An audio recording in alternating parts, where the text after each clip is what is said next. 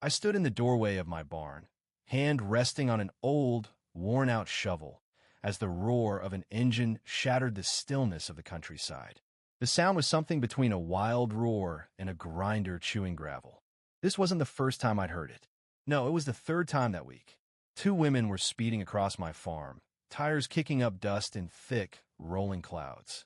The pristine black sports car they drove looked out of place on the weathered soil, a new model, like something from a movie. My cows scattered in every direction, and one of my hens flew off in sheer panic. A fence post cracked under the weight of their tires, and yet they didn't slow down. If anything, they drove faster. Inside the car, two women looked more like they were at an amusement park than trespassing on private land.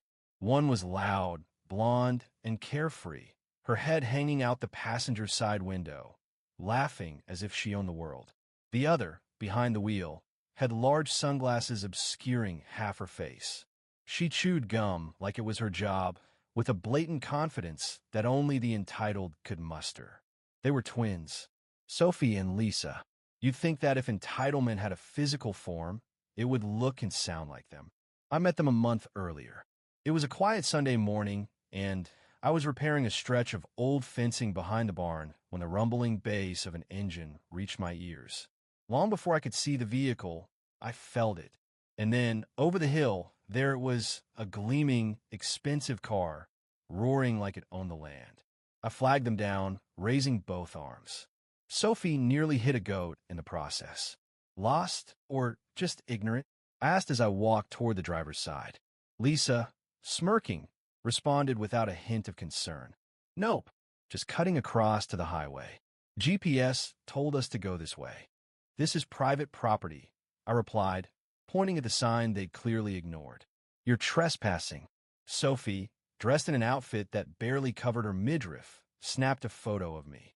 Oh, Farmer Tom's mad. Look, Lisa, he's got a pitchfork. Lisa chuckled. It's 2025. Maybe don't live in the middle of a shortcut. They revved the engine and sped off, leaving nothing but a cloud of dust behind. At first, I thought it was a mistake, city folks getting lost. But day after day, they returned, always at the same time, in the same car, treating my farm like their personal racetrack. And it wasn't just them. Once, they had a group of friends in tow, all of them yelling and honking like they were on some sort of joyride. At first, I tried to be reasonable. I left notes on the entrance gate, pleading with them not to trespass. Then I put up a chain. They cut it. I called the sheriff, but his response was, those gated community types always cause trouble. And that was it. The law wouldn't help. As the weeks went on, their visits became bolder. One morning, I found a massive rut in my cornfield. It was a mess, the tire tracks cutting through the soft soil. I had been growing crops for months, and it was supposed to be my best harvest, but now it looked like the aftermath of a demolition derby. Then one evening, I got a video from my niece. It was a clip from TikTok with Sophie and Lisa tearing across my land, the car racing through the field. The caption? Taking shortcuts in style. The comments, as you can guess, were full of praise for their reckless behavior. My farm had become a joke online. Enough was enough. I tried being patient, but there's only so much you can take. I began planning. If they weren't going to listen to reason, maybe the land could do the talking. I started thinking about how the terrain could work in my favor. There was one spot they always used, a low-lying area near the back of the field, near a stream that flooded when it rained. I spent a few days working in secret getting supplies. I set up a sprinkler system that would turn the ground into quicksand the moment their car passed over it. I called it my welcome mat. 2 days passed before they showed up again, speeding down my lane, laughing like they were the stars of some reality show. I was waiting. I leaned on the fence, knowing exactly what was about to happen. They were approaching the trap. As soon as the tires hit the edge of the field, I pressed the button, triggering the sprinklers. Water flooded the ground beneath them, and their car's tires began to sink, slowly at first, then faster. Lisa cursed and floored the accelerator, but it was too late. The car was stuck. It was like watching a slow-motion disaster. They tried to get out, but with each move, the car sank deeper into the muck. Sophie stepped out of the passenger side, only to sink into the mud, face first. She flailed, lost a shoe, and scrambled to her feet, covered in thick, brown sludge. Lisa tried to open her door, but froze at the sight of the swamp they were in. Instead, she climbed out of the window, only to slip and fall right into the same pit. There they were, two overconfident women, stuck in mud up to their waists, looking like they just walked through a swamp of bad decisions. And of course, their friends showed up, phones in hand, laughing at the spectacle. One of them filmed, calling out to the sisters, "This is going viral." Sophie screamed at them to stop, but they were too busy to listen. Lisa finally stood up, covered in mud, furious. She spotted me standing nearby, arms crossed. "You did this," she shouted. I simply raised an eyebrow. "Build a pasture?" I asked deadpan. Sophie, still sinking in the mud, pointed a trembling finger at me. "You'll pay for this, you hillbilly psycho." I wasn't interested in arguing.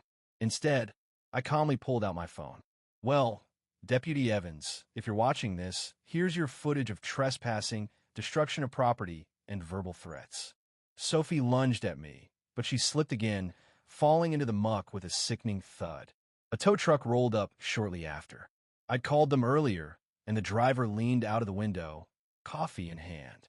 "You ladies stuck?" he asked, enjoying the show.